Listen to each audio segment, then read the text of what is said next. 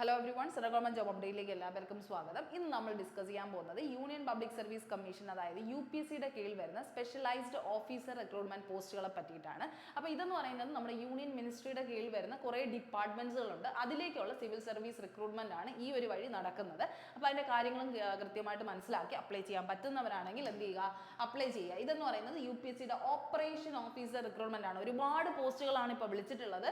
ആ പോസ്റ്റുകൾ ഏതെന്ന് കൃത്യമായിട്ട് മനസ്സിലാക്കി അപ്ലൈ ചെയ്യാൻ പറ്റുന്നവർ എന്ത് ചെയ്യുക, മാക്സിമം അപ്ലൈ ചെയ്യാനായിട്ട് ശ്രദ്ധിക്കുക കേട്ടോ. അപ്പോൾ അഡ്വർടൈസ്മെന്റ് നമ്പറൊക്കെ ഇവിടെ കൊടുത്തിട്ടുണ്ട്. UPSCയുടെ കീഴിൽ വരുന്ന എക്സാമിനേഷനാണ്, സിവിൽ സർവീസ് എക്സാമിനേഷനാണ്. പോസ്റ്റുകൾ ഒരുപാട് വിളിച്ചിട്ടുണ്ട്. ഓപ്പറേഷൻ ഓഫീസർ ഉണ്ട്, ഡ്രഗ് ഇൻസ്പെക്ടർ ഉണ്ട്, സയന്റിസ്റ്റ് പോസ്റ്റുകളുണ്ട്, അങ്ങനെ ഇഷ്ടംപോലെ പോസ്റ്റുകൾ ഇതിനകത്ത് പറഞ്ഞിട്ടുണ്ട്. പക്ഷെ അതിൻ്റെ അടുത്തുള്ള എഡ്യൂക്കേഷണൽ ക്വാളിഫിക്കേഷൻ സ്പെസിഫൈ ചെയ്ത് എന്നെ മനസ്സിലാക്കി എന്ത് ചെയ്യുക, അപ്ലൈ ചെയ്യുക കേട്ടോ. അപ്പോൾ ആ ഒരു കാര്യം ശ്രദ്ധിക്കുക. 495 വാക്കൻസീസ് ആണ് ടോട്ടലി റിപ്പോർട്ട് ചെയ്തിരിക്കുന്നത്. സെലക്ഷൻ പ്രോസസ്സ് ഷോർട്ട് ലിസ്റ്റിങ്ങും ഇന്റർവ്യൂ ആണെന്നാണ് ഇപ്പോൾ അവരെന്ത് ചെയ്യുന്നത്, നിലവിൽ പറയുന്നത്. കാരണം കുറച്ച് ആൾക്കാർ, കാരണം ഇതൊരു സ്പെഷ്യലൈസ്ഡ് വാക്കൻസി ആയതുകൊണ്ട് തന്നെ നിങ്ങൾ ആദ്യം ഷോർട്ട് ലിസ്റ്റ് ചെയ്യുകയാണ് ചെയ്യുന്നത്. കാരണം ഒരുപാട് വാക്കൻസീസ് ഇപ്പം വാക്കൻസി റിപ്പോർട്ട് ചെയ്തിട്ടില്ല. കാരണം ഓരോ കാറ്റഗറിയിൽ നിന്നും കുറച്ച് വാക്കൻസീസ് ആണ് റിപ്പോർട്ട് ചെയ്തിരിക്കുന്നത്. അപ്പോൾ അതിൽ ഒരുപാട് കോമ്പറ്റീഷൻ ആവുന്നുണ്ടെങ്കിൽ അവരെന്ത് ചെയ്യും, റിക്രൂട്ട്മെന്റ് ടെസ്റ്റ് നടത്തുമെന്ന് പറയുന്നുണ്ട്. ഇല്ലെങ്കിൽ ഷോർട്ട് ലിസ്റ്റ് ചെയ്ത് നേരെ എന്തിലോട്ടാണ്, ഇന്റർവ്യൂ സെലക്ഷൻ ബോർഡിലേക്കാണ് പോകുന്നത് കേട്ടോ. ഇന്റർവ്യൂവിലേക്ക് കടന്നിട്ടാണ് നിങ്ങൾ ഈ ഒരു എക്സാം പാസ് ആവേണ്ടത്. ഓക്കെ, അപ്പോൾ അത് മോഡ് ഓഫ് ആപ്ലിക്കേഷൻ ഓൺലൈൻ വഴിയാണ് നിങ്ങൾ അപ്ലൈ ചെയ്യേണ്ടത്. upsc.gov.in എന്ന് പറഞ്ഞ് കയറുമ്പോൾ തന്നെ നിങ്ങൾക്ക് എന്തുണ്ടായിരിക്കും, അവിടെ ഓപ്പറേഷൻ ഓഫീസർ റിക്രൂട്ട്മെന്റിനെ പറ്റിയിട്ട് അവിടെ ഫസ്റ്റ് തന്നെ എന്ത് ചെയ്തിരിക്കും, കൊടുത്തിരിക്കും. അതിൽ കയറുമ്പോൾ ഒരുപാട് പോസ്റ്റുകൾ കാണിക്കും. അതിൽ ഏത് പോസ്റ്റാണ് നിങ്ങൾ കൃത്യമായിട്ട് ലിങ്കിൽ ക്ലിക്ക് ചെയ്യുമ്പോൾ നിങ്ങളുടെ എഡ്യൂക്കേഷൻ ക്വാളിഫിക്കേഷൻ ക്രൈറ്റീരിയ എല്ലാം മനസ്സിലാക്കി തരുന്ന രീതിക്കാണ് അവർ എന്ത് ചെയ്തിരിക്കുന്നത്, അവർ ചെയ്തു വെച്ചിരിക്കുന്നത് കേട്ടോ. അപ്പോൾ അത് നിങ്ങൾ എന്ത് ചെയ്യുക, ശ്രദ്ധിച്ചോണം. അപ്പോൾ എന്തൊക്കെയാണ് നമുക്ക് ജസ്റ്റ് ഒന്ന് ഒരു ബേസിക് ആയിട്ട് നമുക്ക് നോക്കാം. ഫസ്റ്റ് നിങ്ങൾ മനസ്സിലാക്കുക, 24 മെയിനാണ് ഈ ഒരു എക്സാമിനേഷൻ്റെ ഇത് സ്റ്റാർട്ട് ചെയ്തത്. ലാസ്റ്റ് ഡേറ്റ് എന്ന് പറയുന്നത് 12 ജൂണിനാണ് കേട്ടോ. ജൂൺ 12 വരെയാണ് നിങ്ങൾക്ക് സമയമുള്ളത്. ജൂൺ 12 വരെയാണ് നിങ്ങൾക്ക് സമയമുള്ളത്. എക്സാം ഡേറ്റ് അഥവാ ഉണ്ടെങ്കിൽ എന്ത് ചെയ്യും, റീഷെഡ്യൂൾ ചെയ്ത് അറിയിക്കും എന്ന് പറയുന്നുണ്ട്.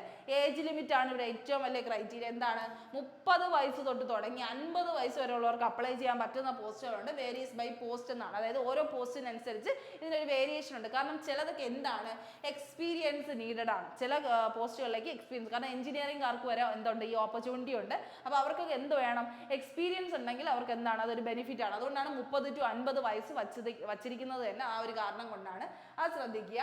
ഓക്കെ, ഇനി അടുത്ത് നമ്മൾ നോക്കേണ്ട കാര്യം ഏതൊക്കെ പോസ്റ്റുകളാണ്. നിങ്ങൾ വിചാരിക്കുന്ന പോലെയല്ല, ഒരുപാട് പോസ്റ്റുകളുണ്ട്. ഫസ്റ്റ് തന്നെ വന്നത് ലീഗൽ ഓഫീസറാണ്. പിന്നെ എന്താണ്, വാക്കൻസി കുറവാണ്, പക്ഷെ എന്ത് ചെയ്യുക, അപ്ലൈ ചെയ്ത് നോക്കാം. വളരെ പൈസ കുറവായതുകൊണ്ട് തന്നെ നിങ്ങൾക്ക് അപ്ലൈ ചെയ്യാനായിട്ട് പറ്റും. ഓപ്പറേഷൻ ഓഫീസർ ഉണ്ട്, സയന്റിഫിക് ഓഫീസർ ഉണ്ട്, അസോസിയേറ്റ് പ്രൊഫസർ സിവിൽ എന്ന് പറഞ്ഞ് തന്നെ വിളിച്ചിട്ടുണ്ട്, സയന്റിസ്റ്റ് ബി എന്ന് പറഞ്ഞ് മെക്കാനിക്കൽകാർക്ക് വിളിച്ചിട്ടുണ്ട്. കാരണം ഇതൊക്കെ എഞ്ചിനീയറിംഗ് വാക്കൻസിയാണ് കുറേയൊക്കെ വരുന്നത് കേട്ടോ. അസോസിയേറ്റ് പ്രൊഫസർ മെക്കാനിക്കൽ വിളിച്ചിട്ടുണ്ട്. സിവിൽ ഹൈഡ്രോഗ്രാഫിക് ഓഫീസറിന് 3 പോസ്റ്റ്. ഇവിടെ ഈ ഓപ്പറേഷൻ ഓഫീസറിന് ശരിക്കും 121 വാക്കൻസീസ് കൊടുത്തിട്ടുണ്ട്. 121 വാക്കൻസി. അതിലെന്താ വേണ്ടത്, ഡിഗ്രി ഇൻ എഞ്ചിനീയറിംഗ് ആണ് വേണ്ടത്. സിവിൽ അല്ലെങ്കിൽ മെക്കാനിക്കൽ അല്ലെങ്കിൽ കമ്പ്യൂട്ടർ സയൻസ്, IT, ഇലക്ട്രോണിക്സ്, ഇതിൽ ഏതെങ്കിലും നിങ്ങൾ എന്ത് ചെയ്തിട്ടുണ്ട്, എഞ്ചിനീയറിംഗിൽ ഡിഗ്രി എടുത്തിട്ടുണ്ടെങ്കിൽ നിങ്ങൾക്ക് എന്ത് ചെയ്യാം, അപ്ലൈ ചെയ്യാം. 121 പോസ്റ്റുകളാണ് വരുന്നത്. ഏകദേശം 35 വയസ്സ് വരെ ഉള്ളവർക്ക് എന്ത് ചെയ്യാം, 35 വയസ്സ് തൊട്ട് തുടങ്ങുന്നവർക്ക് എന്ത് ചെയ്യാം, അപ്ലൈ ചെയ്ത് തുടങ്ങാം എന്നുള്ള ഒരു കാര്യം മനസ്സിലാക്കുക കേട്ടോ. ആ ഒരു കാര്യമൊക്കെ നിങ്ങൾ കൃത്യമായിട്ട് ശ്രദ്ധിക്കുക. ആർക്കൊക്കെയാണ് അപ്ലൈ ചെയ്യാൻ പറ്റുന്നത് എന്നുള്ളൊരു കാര്യം നിങ്ങൾ എന്ത് ചെയ്യുക, കയറി നോക്കാനായിട്ട് ശ്രമിക്കുക. അപ്പോൾ സയന്റിഫിക് ഓഫീസർ വരുന്നത് മാസ്റ്റേഴ്സ് ഇൻ കെമിസ്ട്രി ആണ്. കെമിസ്ട്രി അല്ലെങ്കിൽ മൈക്രോബയോളജിയിൽ എന്തുള്ളത്, പോസ്റ്റ് ഗ്രാജുവേഷൻ ഉള്ളവർക്ക് ഈ സയന്റിഫിക് ഓഫീസറിലേക്ക് അപ്ലൈ ചെയ്യാം. അങ്ങനെ എല്ലാ കാറ്റഗറി ഓഫ് ആൾക്കാർക്കും അപ്ലൈ ചെയ്യാൻ പറ്റുന്ന ഒരു പോസ്റ്റാണ് ഇപ്പോൾ വിളിച്ചിട്ടുള്ളത് കേട്ടോ. ജൂനിയർ റിസർച്ച് ഓഫീസർ 24 പോസ്റ്റ് വിളിച്ചിരിക്കുന്ന. MSc അല്ലെങ്കിൽ BE അല്ലെങ്കിൽ നമ്മുടെ ബാച്ചിലേഴ്സ് ഓഫ് എഞ്ചിനീയർ, BTech കഴിഞ്ഞ ആർക്ക് വേണമെങ്കിലും അപ്ലൈ ചെയ്യാം. പക്ഷെ ഇതിനൊക്കെ ഒരു ക്രൈറ്റീരിയ ഉണ്ടായിരിക്കും, എക്സ്പീരിയൻസ് എന്ന് പറയുന്ന വലിയൊരു ക്രൈറ്റീരിയ ഉണ്ടായിരിക്കും. അപ്പോൾ ആ കാര്യം മാത്രം നിങ്ങൾ ഒന്ന് എന്ത് ചെയ്താൽ മതി, ശ്രദ്ധിച്ചാൽ മതി കേട്ടോ. അപ്പോൾ ആ ഒരു പോയിന്റ് കൃത്യമായിട്ട് മനസ്സിലാക്കിക്കൊള്ളുക. ഒരുപാട് വാക്കൻസി വിളിച്ചിട്ടുണ്ട്. എഞ്ചിനീയറിംഗ്, MSc, BTech ഇതൊക്കെ കഴിഞ്ഞ് നിൽക്കുന്നവർക്ക് ചാൻസസ് ആണെന്ന് ശ്രദ്ധിക്കുക. ലോയ്ക്ക് വേണ്ടിയാണ് ലീഗൽ ഓഫീസർ കൊടുത്തിരിക്കുന്നത്. പിന്നെ റിസർച്ച് ഓഫീസർ, അത് കഴിഞ്ഞ് ഇവിടെ drugs inspector, public health specialist grade 3 എന്നൊക്കെ പറഞ്ഞിട്ട് MBBS ഉള്ളവർക്കും എന്ത് ചെയ്യാം, അപ്ലൈ ചെയ്യാൻ പറ്റുന്ന പോസ്റ്റുകളുണ്ട്. പക്ഷെ എന്താണ്, അത് പറഞ്ഞിരിക്കുന്നതാണ് കേട്ടോ. അത് സ്പെഷ്യലൈസ്ഡ് വാക്കൻസി ആയിട്ട് MBBSകാർക്കും എന്ത് ചെയ്യാൻ പറ്റും, അപ്ലൈ ചെയ്യാൻ പറ്റും. ലോക്കാർക്ക് അപ്ലൈ ചെയ്യാനായിട്ട് പറ്റും. എഞ്ചിനീയറിംഗ് ഡിഗ്രി, അതുപോലെ തന്നെ ഓട്ടോമാറ്റിക്കലി എന്താണ്, എഞ്ചിനീയറിംഗ് ആണ് മെയിനായിട്ട് ഫോക്കസ് ചെയ്ത് വിളിക്കുന്നത്. ടെക്നിക്കൽ റിക്രൂട്ട്മെന്റ് ആണ് ഇപ്പോൾ നടന്നിട്ടുള്ളത്. അപ്പോൾ ടെക്നിക്കലുകാർക്ക് അപ്ലൈ ചെയ്യാൻ പറ്റുന്ന ഒരുപാട് വാക്കൻസികൾ അവർ എന്ത് ചെയ്തിട്ടുണ്ട്, റിപ്പോർട്ട് ചെയ്തിട്ടുണ്ടെന്നുള്ളൊരു കാര്യം മനസ്സിലാക്കുക. ഇത് ഇവിടെ കണ്ടോ, ട്രെയിനിങ് ഓഫീസർ എന്ന് പറയുന്ന പോസ്റ്റ് സാധാ ഒരു പോസ്റ്റാണ്. 94 വാക്കൻസി വിളിച്ചിട്ടുണ്ട്. പക്ഷെ അതിനെന്ത് മതി, ബാച്ചിലേഴ്സ് എഞ്ചിനീയറിംഗിൽ എന്തുണ്ടായിരുന്നാൽ മതി, ഡിഗ്രി ഉണ്ടായിരുന്നാൽ മതി മാത്രമാണ് ചോദിക്കുന്നത് കേട്ടോ. അതുപോലെ റിസർച്ച് ഓഫീസർ ഇവിടെ ഒരു പോസ്റ്റിന് മാത്സും സ്റ്റാറ്റിസ്റ്റിക്സും ആണ് ചോദിച്ചിരിക്കുന്നത്. അപ്പോൾ ആ കാര്യം മനസ്സിലാക്കുക. നിങ്ങൾ ഏതൊക്കെയാണ് അപ്ലൈ ചെയ്യേണ്ടതെന്ന് ഡീറ്റെയിൽ ആയിട്ട് PDF വായിച്ചാലേ പറ്റൂ. കാരണം ഒരുപാട് പോസ്റ്റുകൾ ഉള്ളത് കൊണ്ട് തന്നെ ഏതിനൊക്കെയാണെന്ന് നിങ്ങൾ കൃത്യമായിട്ട് മനസ്സിലാക്കി എന്ത് ചെയ്യുക, ചെന്നൊന്ന് കയറി നോക്കാനും നമ്മുടെ ടെലഗ്രാം ചാനലിൽ ഇതിൻ്റെ PDF അവൈലബിൾ ആക്കിയിട്ടുണ്ട്. അതിൽ കയറി ഒന്ന് ചെക്ക് ചെയ്യുക കേട്ടോ. അപ്പോൾ ജനറൽ OBC EWS കാൻഡിഡേറ്റ്സിന് 25 രൂപയാണ് വരുന്നത്. വെറും 25 രൂപയാണ് ഒരു പോസ്റ്റിലേക്ക് അപ്ലൈ ചെയ്യുമ്പോൾ നിങ്ങൾക്ക് വേണ്ടതായിട്ടുള്ള വരുന്നത്. SC ST PWD ഫീമെയിൽ കാൻഡിഡേറ്റ്സിന് 0 ആണ്, നോ ഫീസ് ആണ് കേട്ടോ. ഫീസ് അടയ്ക്കേണ്ട ആവശ്യമില്ല, അത് ശ്രദ്ധിക്കുക. സെലക്ഷൻ പ്രോസസ് ആണ് ഇവിടെ കൊടുത്തിട്ടുള്ളത്. എന്താണ് സെലക്ഷൻ പ്രോസസ്സ്? ആപ്ലിക്കേഷൻ ആദ്യം ഷോർട്ട് ലിസ്റ്റ് ആണ് ചെയ്യുന്നത്. അതായത് നിങ്ങളിപ്പോൾ ലാർജ് നമ്പർ ഓഫ് കാൻഡിഡേറ്റ്സ് ഉണ്ടെങ്കിൽ അവർ എന്ത് ചെയ്യും, നിങ്ങളുടെ വർക്ക് എക്സ്പീരിയൻസും എഡ്യൂക്കേഷനും അതുപോലെ തന്നെ അവർ പറയുന്ന പ്രിഫേർഡ് കാറ്റഗറി നോക്കിയിട്ടായിരിക്കും നിങ്ങൾക്ക് എന്ത് വരുന്നത്, നിങ്ങളെ ഷോർട്ട് ലിസ്റ്റ് ചെയ്യുന്നതെന്നുള്ള കാര്യം മനസ്സിലാക്കുക. ഇപ്പം റിക്രൂട്ട്മെന്റ് ടെസ്റ്റ് ഇഫ് റിക്വയർഡ് എന്നാണ് ചോദിക്കുന്നത്. അതായത് ഒരുപാട് കോമ്പറ്റീഷൻ ഉണ്ടെന്ന് മനസ്സിലാക്കുകയാണെങ്കിൽ അവരെന്ത് ചെയ്യും, ചിലപ്പോൾ ചില പോസ്റ്റുകളിലേക്ക് വേണ്ടി മാത്രം അവരെന്ത് നടത്തും, റിക്രൂട്ട്മെന്റ് ടെസ്റ്റ് നടത്താൻ ചാൻസ് ഉണ്ടെന്ന് നിങ്ങളെ വഴി അറിയിക്കും കേട്ടോ.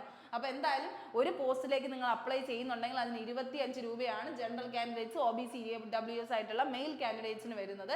ഓക്കെ, അത് ശ്രദ്ധിക്കുക. അത് കഴിഞ്ഞിട്ട് ഒരു പേഴ്സണലൈസ്ഡ് ഇന്റർവ്യൂ ഉണ്ട്, ഫൈനൽ സെലക്ഷൻ ക്രൈറ്റീരിയ പറഞ്ഞു. ഇത്രയാണ് വരുന്നത്. പക്ഷെ ഞാൻ പറഞ്ഞതുപോലെ തന്നെ ഇപ്പോൾ ഓരോ പോസ്റ്റും എടുത്ത് നോക്കുമ്പോൾ ഓരോ ക്രൈറ്റീരിയ ആണ് അവർ പറയുന്നത്. അതായത് എഡ്യൂക്കേഷണൽ ക്വാളിഫിക്കേഷനിലും ഏജ് ലിമിറ്റിലും അതുപോലെ തന്നെ എക്സ്പീരിയൻസ്. ചിലതിനൊന്നും എക്സ്പീരിയൻസ് വേണ്ട ആവശ്യമില്ല. പക്ഷെ അതെന്ത് ചെയ്യണം, നിങ്ങൾ കൃത്യമായിട്ട് എന്ത് ചെയ്യുക, ഇതിലേത് പോസ്റ്റാണോ നിങ്ങൾ കൊടുക്കാൻ താല്പര്യപ്പെടുന്നത് അതിൻ്റെ എന്ത് ചെയ്യുക, ടെലഗ്രാമിൽ കയറിയിട്ട് അതിൻ്റെ ഒരു PDF ഒന്ന് ജസ്റ്റ് ഒന്ന് കൃത്യമായിട്ട് വായിച്ച് നോക്കി മനസ്സിലാക്കുക കേട്ടോ. അല്ലെങ്കിൽ എന്തെങ്കിലും ഡൗട്ട്സ് ഉണ്ടെങ്കിൽ നിങ്ങൾക്ക് എന്ത് ചെയ്യാം, ടെലഗ്രാമിൽ അറിയിക്കാവുന്നതാണ്. ഞാൻ എന്ത് ചെയ്യാം, സ്ക്രീൻഷോട്ട് ചെയ്തെടുത്ത് അതിലേക്ക് ഇട്ട് തരാം കേട്ടോ. അപ്പോൾ അതൊന്ന് ചെക്ക് ചെയ്യുക നിങ്ങൾ എന്തായാലും. അപ്പോൾ ഇങ്ങനെ ഒരു ചാൻസ് ഉണ്ടെന്നുള്ളൊരു കാര്യം പറയാനായിട്ടാണ് ഞാൻ ഈ ഒരു വീഡിയോ ചെയ്യുന്നത്. കൃത്യമായിട്ട് കൂടുതൽ ഡീറ്റെയിൽസും കാര്യങ്ങളും എന്തെങ്കിലും അറിയണമെന്നുണ്ടെങ്കിൽ നിങ്ങൾ എന്ത് ചെയ്യാം, നമ്മുടെ ടെലഗ്രാം ചാനലിൽ ജോയിൻ ചെയ്യാവുന്നതാണ്. അല്ലെങ്കിൽ യൂട്യൂബ് സെക്ഷനിൽ തന്നെ കമൻ്റ് ആയിട്ട് ചോദിക്കാവുന്നതാണ്. അപ്പോൾ ഈ ഒരു കാര്യം മനസ്സിലാക്കുക. UPSCയുടെ കീഴിൽ വരുന്ന ഏകദേശം 56,000 നിന്ന് തുടങ്ങി 1 ലക്ഷം വരെ കിട്ടുന്ന സാലറി പാക്കേജ്, 1 ലക്ഷത്തിൽ കൂടുതൽ കിട്ടുന്ന സാലറി പാക്കേജ് ആണ്. കാരണം ഓഫീസർ റിക്രൂട്ട്മെന്റ് പോസ്റ്റിലേക്കാണ് വരുന്നത്.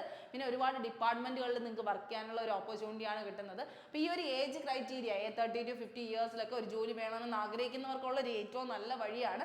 അതുകൊണ്ടാണ് ഈ ഒരു വീഡിയോയിൽ നമ്മൾ ഇത് പറയാനായിട്ട് ഉദ്ദേശിക്കുന്നത്. അപ്പോൾ ഡീറ്റെയിൽസ് എന്തെങ്കിലും അറിയണമെങ്കിൽ, നിങ്ങൾക്ക് കൂടുതൽ ഡീറ്റെയിൽസ് അറിയണമെങ്കിൽ എന്ത് ചെയ്യുക, കമൻറ്റ് ചെയ്യുക കേട്ടോ. അപ്പോൾ ഓൾ ദ ബെസ്റ്റ്. നന്നായിട്ട് തന്നെ പഠിക്കുക. എന്തെങ്കിലും ഒരു ജോലിയിൽ ഉടനെ തന്നെ എത്താൻ പറ്റട്ടെ. Okay, thank U.